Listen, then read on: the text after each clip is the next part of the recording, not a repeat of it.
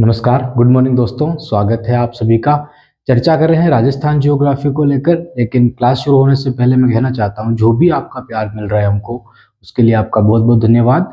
अब शुरू करते हैं। हमारा जो क्लास चल रही है और जो हमारा टॉपिक चल रहा है वो राजस्थान ज्योग्राफी से भौगोलिक स्वरूप जो राजस्थान का है, जो राजस्थान को 4 भागों में हम बांटते हैं। हाड़ौती का मैदानी भाग, अरावली प्रदेश और मरुस्थलीय भाग। तो इन चारों भागों को हम एक एक करके देख रहे हैं। पहले हमने मरुस्थलीय भाग को कंप्लीट पढ़ा, उसके बाद अरावली पर्वतीय प्रदेश को पढ़ा जो 3 भागों में हमने बांटा उसको, और उसके बाद जो अभी हमारा चल रहा है वो मैदानी प्रदेश चल रहा है। और इसके अंदर बाणगंगा बेसिन हमने देख लिया, बनास बेसिन हमने देख लिया, और चंबल जो बेसिन बनाती है नदी, बहुत बड़े बेसिन में ये अ, बनाती है, राजस्थान के बहुत बड़े क्षेत्र में है और यहाँ पे कृषि भूमि भी काफ़ी ज़्यादा है, तो उसको भी हमने देख लिया। आज जो हमारी क्लास होगी वो माही बेसिन को लेकर होगी। आपको दिख रहा होगा मैप के अंदर, यहाँ से नदी निकलती है एमपी के अंदर से, राजस्थान के दक्षिण से, और फिर राजस्थान के 3 जिलों में होकर ये गुजरात में चली जाती है, खंबात की खाड़ी में मिल जाती है। तो हमको यही पढ़ना है आज और समझना है कि माही नदी की स्थिति क्या है और किस प्रकार यहाँ पे बेसिन बनता है। उसके बाद नेक्स्ट क्लास में हम जिले बनाएंगे और जिले बनाकर हम देखेंगे कि बाणगंगा नदी किन किन जिलों में और उसका बेसिन किन जिलों में कहाँ तक बन रहा है। फिर बनास नदी भी उसी स्थिति में और चंबल भी उसी स्थिति में देखेंगे, ताकि हमको सारी चीज़ें हमारे सामने क्लियर हो जाए कि हाँ ये चीज़ें हैं, इनके अलावा और कुछ नहीं पढ़ना है एग्जाम के रिलेटेड। तो ठीक है, तो आज की क्लास में माही बेसिन को देखते हैं और शुरू करते हैं आज की क्लास। अब टाइम खराब नहीं करते हैं, तो ध्यान से समझना, ध्यान से सीखना हर एक चीज़ को, क्योंकि अभी जो बीएसटीसी का एग्जाम हुआ था, बीएसटीसी का आपने दिया होगा, अभी हुआ था 1 जून को, ठीक है। उसके अंदर जो भी क्वेश्चन राजस्थान जियोग्राफी से पूछे गए, जो भी क्वेश्चन, अब देखो बीएसटीसी का एग्जाम 12th लेवल पे होता है तो काफ़ी सिंपल क्वेश्चन आते हैं, ऐसे नहीं हार्ड क्वेश्चन पूछे जाते, बिल्कुल सिंपल क्वेश्चन पूछे जाते हैं। तो उनमें से जो 2-3 क्वेश्चन पूछे गए थे ना, वो बिल्कुल ही हमने जो बात की थी, ऐसे चर्चा की कर रहे थे ना, ऐसे हम वही क्वेश्चन पूछ लिए गए थे। पूछ लिया गया था कि अरावली का किस दिशा में स्थित है राजस्थान के, और दिशाएं दे रखी थी, उत्तर पूर्व से पश्चिम, दक्षिण, इस तरह की दिशाएं दे रखी थी। मरुस्थल का पूछ लिया गया था, सीधे तौर पर पूछ लिया था कि कौन सा भाग किस तरफ स्थित है। तो इस तरह के क्वेश्चन उठाए गए हैं बीएसटीसी के अंदर। हल्के क्वेश्चन उठाते हैं, सिंपल क्वेश्चन उठाते हैं, लेकिन हम काफ़ी डिटेल में और काफ़ी डीप में चर्चा कर रहे हैं। लेकिन जो क्वेश्चन उठे हैं वो हमारी चर्चाओं में जो आए थे वही क्वेश्चन उठ गए हैं सारे। आप जाके हमारी क्लासें देख लेना और बीएसटीसी का जो पेपर है वो देख लेना, हमने स्टार्टिंग में जो चर्चा की वही क्वेश्चन उठे हैं, ठीक है। अब आगे बढ़ते हैं। माही नदी की अगर बात करें तो एमपी के अंदर एक झील है, महंद झील बोला जाता है, महंद झील। अमरोरो की पहाड़ियों से निकलती है ये, अमरोरो की पहाड़ियों से। लेकिन अगर हम कटाक्ष के रूप में देखें तो एक बात करते हैं हम चंबल की और एक बात करते हैं माही की। तो चंबल नदी की जब हम बात करते हैं ना, तो ये निकलती है 834 मीटर की ऊंचाई पर। 834 मीटर की ऊंचाई पर निकलने का कारण ये है कि ये जो नदी है काफी लंबाई में ये जाती है, और ये कहाँ पे जाके मिलती है, ये यमुना मिलती है, और यमुना फिर गंगा मिलती है। तो कारण देखो, सिंपल सा कारण यही है यहाँ पे। अगर ये नदी इतनी ऊंचाई से नहीं निकलती तो इसका जो बहने का जो क्षेत्र है ना वो काफ़ी कम हो जाता, और ढलान काफ़ी कम होती। उसके कारण क्या होता है कि ये नदी यहाँ तक नहीं पहुँच पाती। यहाँ तक नहीं पहुँच कर ये नदी या तो किसी दूसरी नदी, या तो बनास में मिल जाती, ये नदी बाहर बनास के सहायक होती, और बनास जाके फिर किस में मिलती, गंगा में। लेकिन ये नदी इतनी ऊंचाई पे होने के कारण, 834 ऊंचाई पे होने के कारण क्या हुआ कि इसका जो बहाव है, जो पानी के बहने का जो है ना, जो रफ्तार है, वो काफ़ी ज़्यादा तेज है। ज़्यादा तेज रफ्तार होने के कारण क्या होता है कि ये बड़ी बड़ी चट्टानें, पेड़ पौधे, जितनी इनके इसके रास्ते में जो चीज़ें आएंगी वो बहा के कहाँ ले जाएगी, वो बहा के लेके जाएगी। और इसी बहाव के तेज होने के कारण ये चीज़ें यहाँ पे ना रुक कर ये बड़ी बड़ी घाटियों में तब्दील हो जाती है, और कहाँ पे चली जाती है, ये यमुना तक ये पानी पहुँचा लेती है अपना। इतनी बड़ी लंबाई में पानी पहुँचाने वाली ये पहली नदी होगी राजस्थान के अंदर। मैं क्यों बोल रहा हूँ, लूनी नदी भी इधर निकलती है, लेकिन ये कई बार नहीं पहुंच पाती है गुजरात में, अरब सागर में लूनी नदी नहीं पहुंच पाती, कारण ढलान इतनी नहीं मिल पाती है, ठीक है। क्षेत्र जो है वो इतना नहीं है लूनी का जितना चंबल। और दूसरी चीज़ है, चंबल 12 माह बहने वाली नदी है। क्या माही 12 माह बहने वाली नदी है? क्या नहीं है।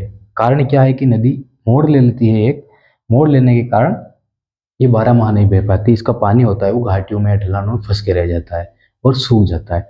इसीलिए इसमें हम देखते हैं वो वन कौन से होंगे, पर्णपाती वन होंगे। इसके अंदर माही नदी के अंदर जो वनस्पति हमको मिलेगी कौन सी मिलेगी, पर्णपाती। लगभग पूरे राजस्थान में यही चीज हमको मिलती है। लेकिन आबू पर्वत पर हम देखते हैं तो वहां पे हमको कौन से वन मिल जाते हैं, तो वहां पे सदाबहार वन मिल जाता है। कारण क्या है, क्योंकि वहां पे हमेशा हरा भरा रहती है चीजें। तो ये चीज हमारे सामने है। उसके बाद आगे बात करते हैं। अब हम एक एक चीज को फैक्ट के रूप में देखते जाते हैं, भीड़ इकट्ठी नहीं करते हैं। जैसे ही ये नदी, माही नदी कहाँ से निकलती है, यहाँ से निकलती है एमपी के अंदर महंद झील है और जो सरदारपुरा कस्बा है यहाँ पे, वहां से निकलती है, स्थान का नाम है। वहां से निकलकर ये नदी राजस्थान में एंटर करती है। बांसवाड़ा, प्रतापगढ़ और डूंगरपुर में होते हुए ये नदी गुजरात में चली जाती है और खंभाती खाड़ी में जाके मिल जाती है। बांसवाड़ा के अंदर, इसके अंदर एक डैम बना हुआ है इसके अंदर, बजाज, माही बजाज, माही बजाज।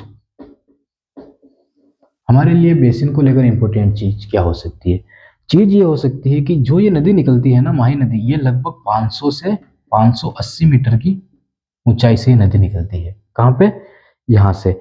और ये जो महंद झील है ना, इन यहाँ पे जो आसपास की चोटियों की ऊंचाई है वो लगभग 600 से 650 के आसपास हमको चोटियां मिलती। उससे क्या होता है, काफी सारी चोटियां होंगी ना, देखो एक ये हो गई, एक ये हो गई, ये हो, इस ये तो इन सारी चोटियों से पानी निकलेगा और ये एक जगह इकट्ठा होगा और वही पानी नदी का रूप ले लेगा। तो जहाँ ऊंचाई दूसरी चोटियों की ज्यादा होगी तब एक नदी बन पाएगी। काफी सारी जगहों से पानी आएगा, काफी ज्यादा जल निकासी होगी, छोटी छोटी नालियां बनेंगी। वो नालियां एक जगह स्थापित होगी, मतलब स्थिर होगी, एक जगह मिलेगी सारी। मिलने के बाद वो पानी बहेगा। तो माही नदी की जो निकलने की जो है ना, वो कौन सी है, 500 से 580 मीटर ऊंचाई मिलती है किसकी, महंद झील की। जब ये नदी निकलती है और जो माही बजाज सागर जो डैम बनता है ना, ये माही बजाज डैम बहुत बड़ा बांध है ये। पीने के लिए भी यूज होता है, विद्युत के लिए भी यूज होता है, लेकिन वो बात डैम में करेंगे हम। आगे देखना, यहाँ पे ऊंचाई 200 से 300 मीटर मिल जाती है। जब इसका भराव क्षेत्र जो होता है ना माही बजाज का, सॉरी 200 से 300 नहीं, 200 से 250, 250 के लगभग यहाँ पे ऊंचाई मिल जाती है। कहाँ पे, जहाँ पे माही बजाज सागर का होता है। अब किस जिले की बात कर रहे हैं, तो ये कर रहे हैं बात बांसवाड़ा की। बांसवाड़ा की हम बात कर रहे हैं क्योंकि डैम, तो बांसवाड़ा में माही नदी की ऊंचाई कितनी मिल जाती है, लगभग 200 से 250 मीटर मिल जाती है। उसके बाद ये डैम जैसे ही आगे निकलते हैं हम, फिर डूंगर प्रतापगढ़ में पहुंचती है। प्रतापगढ़ में पहुंचने के बाद ये मोड़ ले लेती है। मोड़ लेने के बाद ये वापस डूंगरपुर में पहुंचती है। तब इसकी ऊंचाई हमको लगभग 150 से 200 मीटर ही मिलती है। मतलब ये नदी निरंतर, यहाँ पे ऊंचाई ज्यादा है, ये निरंतर नीचे क्षेत्र में जाती जा रही है, मतलब कि नीचे जाती जा रही, मतलब कि ढलान कम होती जा रही है। ठीक है, उसके बाद ये गुजरात में तो लगभग 50 मीटर ही रह जाती है, 100 से 50 मीटर ही रह जाती है ये गुजरात के अंदर। इतनी मतलब गहराई में चली जाती है। इसलिए ये नदी क्या करती है, यहाँ से मोड़ लेती है। अब दूसरी चीज यहाँ पे देखना, ये जो अरावली का क्षेत्र है ना, ये वाला, इसकी ऊंचाई मिलेगी हमको 800 मीटर। कितने मीटर, 800 मीटर, 800 मीटर। यही कारण है कि ये नदी इधर नहीं पहुंच पाती है। बाकी ये जाके बनास में मिल सकती थी नदी। ये देखो यहाँ पे इतनी तो दूरी है ना, इसकी कितनी दूरी है, यहाँ पे आराम से बनास में जाके मिल सकती थी, ये थोड़ी और पहुंची थी तो। लेकिन कारण, यहाँ पे जो चोटियां मिल रही है अरावली की, कितनी मिल रही है, लगभग 800 मीटर। और हम कितनी चर्चा कर रहे हैं, लगभग 200 से 250 मीटर। तो ये अरावली का पानी तो लेके जाती है माही नदी, लेकिन अरावली के उस तरफ क्यों नहीं जा पा रही है। कारण ये है कि यहाँ पे जो ऊंचाई मिल रही है वो ज्यादा मिल रही है। मतलब कि अरावली की ऊंचाई जैसे ही इधर खत्म होने लगती है और इधर से माही नदी प्रवेश कर जाती है, तो अरावली का काफी सारा पानी तो माही नदी लेके जा रही है। ऐसा नहीं कि अरावली का पानी माही नदी में नहीं जा रहा है, लेके तो जा रही है, लेकिन ये नदी बनास में प्रवेश नहीं करके कहाँ पे जा रही है, ये नदी गुजरात में जा रही है। अब आप कहोगे कि इन सबसे हमको क्या लेना देना, ये क्वेश्चन थोड़ी पूछ जाएंगे एग्जाम में, क्वेश्चन नहीं पूछे जाएंगे एग्जाम में। लेकिन आपको पता तो होना चाहिए ना कि माही सागर डैम बन रहा है यहाँ पे बांसवाड़ा के अंदर। ठीक है, यहाँ पे गुजरात में जाके एक डैम और बनाया जा रहा है। उन डैमों का आपको पता कैसे चलेगा, जब आपको पता होगा कि ढलान किस तरफ है। आपको रटने की जरूरत नहीं पड़ेगी चीजों को। आपको पता है कि यहाँ पे ऊंचाई ज्यादा है तो नदी आगे नहीं पहुंचेगी, तो कहाँ पे जाएगी वो नदी? वापस घूम जाएगी। कहाँ पे? जहाँ पे उसको ढलान दिखेगी। और अरावली की ढलान आपको पता है किस तरफ होगी? तो वो गुजरात की तरफ होगी। अरावली शुरुआत होती है अरावली की राजस्थान में इस तरह। तो आपको पता है कि ये माउंट आबू वाले क्षेत्र में ऊंची चोटियां हैं, 1722 मीटर की ऊंची गुरु शिखर चोटी है यहाँ पे। तो इस चोटी के बाद सारी चोटियां इससे बड़ी थोड़ी है क्या इधर गुजरात में? इससे इतनी बड़ी बड़ी चोटियां थोड़ी है क्या गुजरात में? नहीं। आबू पर्वत के बाद चोटियां निरंतर छोटी होती जाती है और गुजरात में समाप्त हो जाती है। ठीक है, गुजरात में समाप्त हो जाती है। तो ढलान क्या अरावली का? गुजरात की तरफ भी ढलान है और दिल्ली की तरफ भी ढलान है, और दूसरा मरुस्थल की तरफ भी ढलान है, और पूर्वी मैदान की तरफ भी ढलान है। एक बार इनको उतार लो आप, जो भी हमने अभी तक देखा ढलान क्या देखा हमने वो लिख लेना, इंपॉर्टेंट चीज है। उसके बाद आगे बात करते हैं, ज्यादा भीड़ हो जाएगी तो आप भी कंफ्यूज हो जाओगे। तो एक बार इनको उतार लो, उसके बाद हम आगे देखते हैं। हमने अभी तक ढलान की बात की, काफी सारी चीजें अभी, कांठल किसको कहते हैं वो देखना है, छप्पन का मैदान किसको कहते हैं वो देखना है, काफी सारी चीजें हैं। एक बार उतार लो इनको, उसके बाद देखते हैं। ठीक है,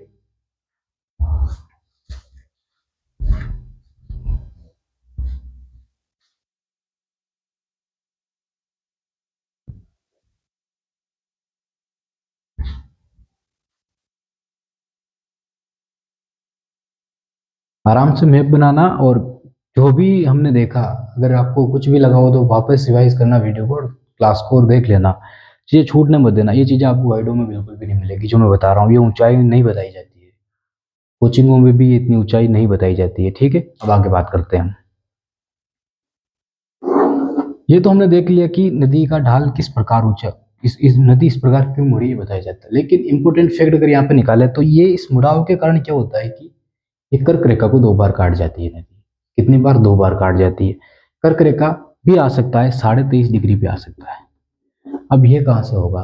तो आपको पता है जब हम स्थिति और विस्तार देखते हैं तो कर्क रेखा राजस्थान के 2 जिलों से होकर गुजरती है, डूंगरपुर और बांसवाड़ा से होकर गुजरती है। उन 2 जिलों से होकर गुजरने के कारण ये नदी डूंगरपुर, प्रतापगढ़ और बांसवाड़ा में होकर नदी गुजर जाती है। ठीक है, गुजरने के कारण ये नदी एक बार तो डूंगरपुर से, एक बार तो बांसवाड़ा में आएगी, ये प्रतापगढ़ में जाएगी, वापस डूंगरपुर में होते हुए जाएगी। तो बांसवाड़ा में भी कर्क रेखा को काटेगी और डूंगरपुर में भी कर्क रेखा को काटेगी। अब जब नदी आएगी, ठीक है, जब नदी का उत्तरायण हो रहा होगा, मतलब जब नदी उत्तर में जा रही होगी, तब किस जिले में कर्क रेखा को काटेगी? तो क्या आंसर होगा? तब ये किस किस जिले में काटेगी? तो बांसवाड़ा में। और जब ये नदी दक्षिण में जा रही होगी, तब ये किस जिले में कर्क रेखा काटेगी? तो किस जिले में काटेगी? तो डूंगरपुर में काटेगी। ये ध्यान रखना। क्वेश्चन कर्क रेखा को 2 बार काटती है हमें तो पता है, लेकिन अगर हम जिलों की स्थिति हमको पता नहीं है तो आंसर हम गलत कर देंगे। ठीक है, उसके बाद देखते हैं प्रतापगढ़ में क्या, कि पहले प्रतापगढ़ को कांठल बोला जाता था, कांठल, कांठल बोला जाता था प्रतापगढ़ को, इसलिए इस नदी के जो क्षेत्र है उसको कांठल की गंगा कह देते हैं हम। कांठल की गंगा किसको? माही नदी को। कहाँ पे कहते हैं? प्रतापगढ़ में। क्या कहते हैं? कांठल की गंगा। उसके बाद नेक्स्ट बात करें हम, तो वागड़ क्षेत्र इसको कहा जाता है, वागड़।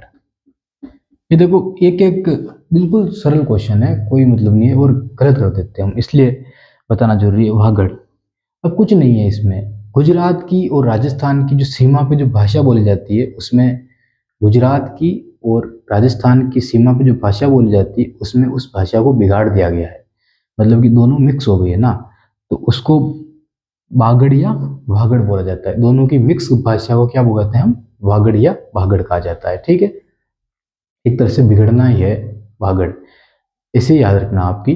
दोनों सीमाओं पर भाषा बिगड़ गई है, उसके कारण वागड़ क्षेत्र कह देते हैं, या वागड़ी, ये वो सारी चीजें हैं। उसके बाद आगे देखते हैं। डूंगरपुर से बांसवाड़ा से लगाकर प्रतापगढ़ तक, बांसवाड़ा से लगाकर प्रतापगढ़ तक, बांसवाड़ा से प्रतापगढ़ तक, ठीक है। इस नदी के अंदर यहाँ पे देखना, वापस देखना, ये नदी यहाँ से निकली ना, तो यह डूंगर बांसवाड़ा में जो माही सागर डैम बना दिया ना हमने, तब तक तो इसका तीव्रता काफी ज्यादा तेज होगी। क्यों? क्योंकि ऊंचाई पे है। लेकिन ये क्षेत्र आपको दिख रहा है, देखो यहाँ पे आके ऊंचाई बिल्कुल कम हो जाएगी और नदी वापस घूम जाएगी। अगर यहाँ पे ढलान ज्यादा होती ना तो नदी इधर चली जाती, ढलान कम पड़ गई इसलिए यहाँ पे चली गई। अब ढलान कम पड़ने के कारण क्या हुआ कि ये काफी सारे मैदान में तब्दील हो गई नदी। काफी सारा मतलब मैदान बना देती है यहाँ पे, ठीक है। एक चीज तो ये हो गई। दूसरी चीज की प्रतापगढ़ और बांसवाड़ा के मध्य के जो मैदान है ना, वो बिल्कुल मैदान नहीं है यहाँ पे, मैदान नहीं है यहाँ पे, उबड़ खाबड़ क्षेत्र है, उबड़ खाबड़।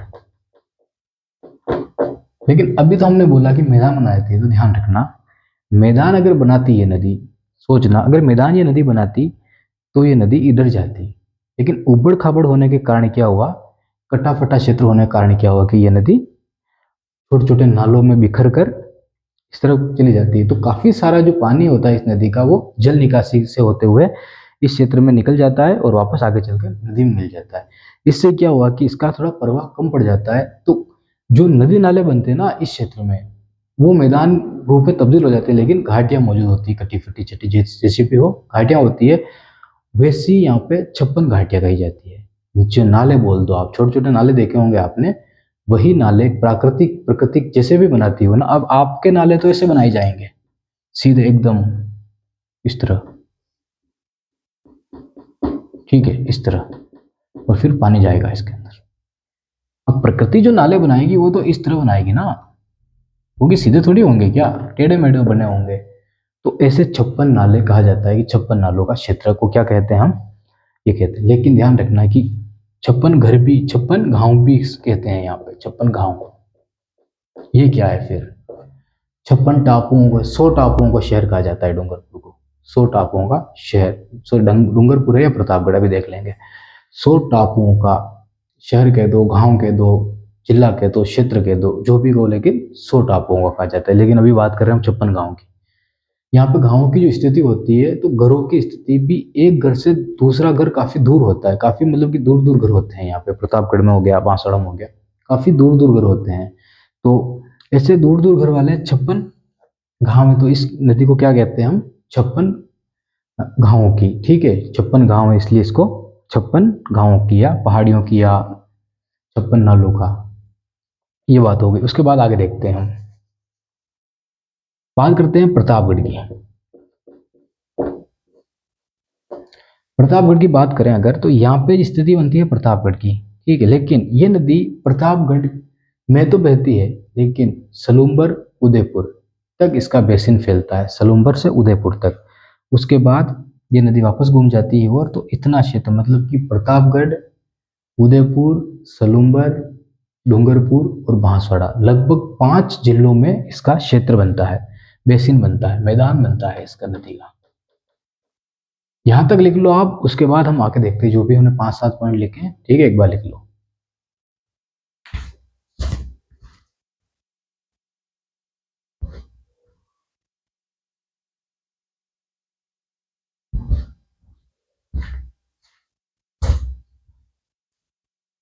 आराम से एक एक फैक्ट लिखते हुए चलना, उसके बाद आगे देखते हैं। 100 टापुओं का शहर डूंगरपुर को, बांसवाड़ा को कहते हैं, बांसवाड़ा। देखो, 100 टापुओं को कह देना, द्वीपों को कह देना, जो भी हो, बांसवाड़ा को कहा जाता है। उसके बाद आगे देखते हैं, मिट्टी की अगर बात करें ना यहाँ पे, किसमें, माही बेसिन में, तो हम देखेंगे हाड़ोक्ती का पठार, इसी टॉपिक के जस्ट बाद, तो हम देखेंगे कि पूरे पठार पे लावा फैला हुआ है, क्योंकि यहाँ पे ज्वालामुखी विस्फोट हुआ था। दक्कन पठार हम देखेंगे, दक्कन ट्रेप कहा जाता है वहाँ पे, तो वहाँ पे जो ज्वालामुखी निकला, वो कहीं ना कहीं हाड़ोती पठार पर पूरी तरह फैल गया। तो जो जहाँ पे भी ज्वाला मिलेगा ना, वहाँ पे आपको काली मिट्टी मिलेगी। तो जब ज्वाला फैला ना यहाँ पे, तो देखो ये क्षेत्र होगा यहाँ पे, तो ये हिस्सा ज्वाला यहाँ पे भी आ गया, यहाँ पे भी। तो आपको पता है कि इतना हमने देख लिया कि नदियों का जो निर्माण हुआ है वो पठारों के बाद हुआ है, ना कि पहले। माही नदी का निर्माण बाद में हुआ है, ठीक है। पहले किसका निर्माण हुआ, हाड़ौती के पठार का। तो पठारों का जो निर्माण हुआ है ना पहले, तो क्या हुआ यहाँ पे कि ये नदी तो बाद में आई, लेकिन ये जो लावा फैला, ये इस दिशा में यहाँ पे तक बिखरा हुआ था, दक्षिणी अरावली के हिस्से में। यहाँ पे लावा निकलने, फिर नदी ने काट फाट की, तो इधर से भी जो पानी आया नदी में गया, तो इधर से जो काली मिट्टी थी वो बह के तो किस तरफ आ गई, इस तरफ आ गई। लेकिन इस नदी के द्वारा जो बीच में जो नदी बना दी गई, और फिर तो नदी के इस हिस्से में, माही नदी के, ध्यान रखना, पश्चिमी हिस्से में हमको काली मिट्टी देखने को मिलती है। मिश्रित है, लेकिन काली मिट्टी ज्यादा मात्रा में हमको देखने को मिल जाएगी। इस क्षेत्र में भी हमको काली मिट्टी देखने को मिल जाएगी, लेकिन इस क्षेत्र में, लेकिन यहाँ पे हमको थोड़ी कम मिलेगी। सॉरी, इस क्षेत्र में हमको ज़्यादा मिल जाएगी। इस क्षेत्र में ज़्यादा मिल जाएगी, कारण क्या है मैं बताता हूँ। अफीम की खेती के लिए जाना जाता है इस क्षेत्र को, ठीक है, कपास की खेती के लिए जाना जाता है क्षेत्र को। कारण क्या है कि यहाँ से जो काली मिट्टी का निर्मित हुई है ना, वो इस क्षेत्र में फैल चुकी है, तो हल्की हल्की हमको यहाँ पे मिल जाती है। उसके बाद यहाँ पे लाल मिट्टी मिल जाएगी, रेतीली मिट्टी मिल जाएगी और जलोढ़ मिट्टी मिल जाएगी। ये तीनों मिट्टी तो आपको पता है मिल ही जाएगी। तो यहाँ पे लेकिन काली मिट्टी यहाँ पे मिल जाती है। इस क्षेत्र में हमको नहीं मिल रही थी काली मिट्टी, आपको पता है, क्योंकि लावे का निर्माण इतना नहीं हुआ है, लेकिन यहाँ पे हमको काली मिट्टी मिल जाती है। ठीक है, क्यों? क्योंकि हाड़ौती का पूरा पठारी काली मिट्टी से बना हुआ है। उसके बाद हम आगे देखते हैं। मिट्टियों की बात हो गई, वनों की बात करें तो जो भी झाड़ियाँ यहाँ पे माही नदी के बेसिन में मिल जाती है ना, तो नदी निकलती है, अब काफी सारे नालों में फैल चुकी है नदी। तो यहाँ पे क्या होता है कि कहीं कहीं जगह तो हमेशा पानी भरा रह जाता है और कहीं कहीं जगह पानी बिल्कुल ही सूख जाता है। तो हमको कहीं कहीं जगह तो यहाँ पे सदाबहार वन मिल जाएंगे और कई जगह नहीं मिलेंगे, लेकिन यहाँ पे अगर एवरेज देखेंगे हम तो हमको शुष्क पर्णपाती वन मिलेंगे। सॉरी, अर्धशुष्क अर्धशुष्क वनस्पति यहाँ पे देखने को मिलेगी। कारण क्या है कि राजस्थान की जलवायु ऐसी है, अर्धशुष्क, ठीक है, तो यहाँ पे मिल जाएगी। क्यों? क्योंकि मौसमी क्षेत्र है ये, इसलिए यहाँ पर यही चीज हमको मिलेगी। अगर आप उष्ण, ठीक है, उपोद्र भी कह सकते हो, यहाँ पे उपोद्र, इसको कहते हैं उप आर्द्र, ठीक है। बारिश होती है लेकिन इतनी नहीं हो पाती है यहाँ पे। तो ये माही बेसिन था।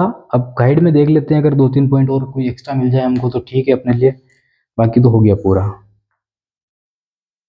डूंगरपुर एवं बांसवाड़ा की संयुक्त रूप से पुष्प व कुमारिका खंड के नाम से भी जाना जाता है। संयुक्त रूप से पुष्प व कुमारिका खंड। देखो, कुमारिका का मतलब से आप पता चल रहा है कि लताओं की बात हो रही है यहाँ पे। तो इस जंगल में हमको सागवान के वन, धोकड़ा वन, बेर ऐसे तो मिलते हैं, लेकिन यहाँ पे पुष्प काफी ज्यादा मात्रा में मिल जाते हैं। और जो पुष्प होते हैं ना, वो लताओं वाले होते हैं, मतलब कि बेल चलती है उसके ऊपर आने वाले ऐसे पुष्प मिल जाते हैं यहाँ पे। तो उसके कारण इसको, ये जो भी लाइन हमने बोली, वो कहा जाता है। उसके बाद है छप्पन का मैदान। बांसवाड़ा से प्रतापगढ़ के मध्य 56 नदी नालों एवं गंगा का समूह है, इसे छप्पन का मैदान भी कहते हैं। देख लिया। कांठल, प्रतापगढ़ में माही नदी का बहाव क्षेत्र कांठल का मैदान कहलाता है। प्रतापगढ़ का प्राचीन नाम हमने देख लिया अभी। उसके बाद इसमें और कुछ है, यहाँ लाल चिकनी मिट्टी का प्रसार है। देख लो, हमने लाल मिट्टी की हमने बात की थी, हाँ यहाँ पे लाल मिट्टी फैली हुई है, लेकिन हाड़ौती का जो पठार है इसके कारण यहाँ पे काली मिट्टी ज्यादा मिल जाती है हमको, ठीक है। लाल मिट्टी, चिकनी मिट्टी की बात गाइड में है, लेकिन यहाँ पे काली मिट्टी भी मिलती है हमको। उसके बाद इसमें तो कुछ नहीं, दूसरी में देख लेते हैं। गेली अपर्दन की यहाँ पे बात की गई है। गेली अपर्दन नाम ध्यान रखना, पूछा जा सकता है। गेली अपर्दन, अपर्दन, गेली, ठीक है जी, गेली के कारण क्या है, जो ये नाले बना देती है ना नदी, हमने नहीं बात की क्या कि नाले बना देती है। काट छाट हुई है, पहाड़ियाँ कटी हुई है यहाँ पे, तो क्या अलग अलग नाले निकाल बना देती है। वो 56 नालों का जो गाँव हमने कहा ना, वो उसी को कहते हैं अपर्दन। अब काफी साथ ज्यादा अपर्दन होगा, मिट्टी तो बहा बहा के ले जाएगी ना, कृषि युक्त जमीन छोड़ेगी क्या। चलो, एक तो नदी जा रही है, अपना एक मैदान बना रही है, वो तो ठीक है, लेकिन 56 नालों का समूह यहाँ पे बन रहा है, वो नाले कितनी मतलब मिट्टी अपर्दन करेंगे। तो उनके कारण क्या होता है कि यहाँ पे क्या हमको देखने को मिलता है, गेली अपर्दन हमको देखने को मिल जाता है। तो इसका जो सर्वश्रेष्ठ उदाहरण हमको मिल रहा है ना गेली अपर्दन का, राजस्थान में, वो दक्षिण हिस्से में मिल रहा है, ठीक है, कहाँ पे, अरावली बेसिन में। उसके बाद सदाबहार झाड़ियाँ मिल जाती है यहाँ पे। उसके बाद तो कुछ नहीं होना चाहिए इसमें। बारिश की हम बात कर ले यहाँ पे, ठीक है, तो बारिश वही 90 सेंटीमीटर यहाँ पे पहुंच जाती है, और 60 से 90 सेंटीमीटर, ज़्यादा बारिश नहीं हो पाती है। मौसमी बारिश ही यहाँ पे होती है, ठीक है, मौसमी बारिश ही यहाँ पे होती है, दूसरी बारिश नहीं होती है। जैसे हम बात करेंगे आगे हाड़ौती पठार में, यहाँ पर अरब सागर की बारिश भी हो जाती है, और किसकी हो जाती है, बंगाल की खाड़ी की भी हो जाती है। तो वो जो मौसमी, यहाँ पे तो मौसमी बारिश ही हो रही है, तो वही बारिश यहाँ पे भी हो जाएगी। मौसमी मतलब कि 2-3 महीने लगातार बारिश होती है, उसके बाद बारिश नहीं होती। तो ये माही बेसिन था। अब नेक्स्ट क्लास में हम देखने वाले हैं वापस सभी को, किस जिले में कितना किसका बेसिन बन रहा है। उसके बाद हाड़ौती के पठार को पढ़ेंगे, ठीक है। क्लास कैसी लगी कमेंट करके बताना। बहुत बहुत धन्यवाद आपका।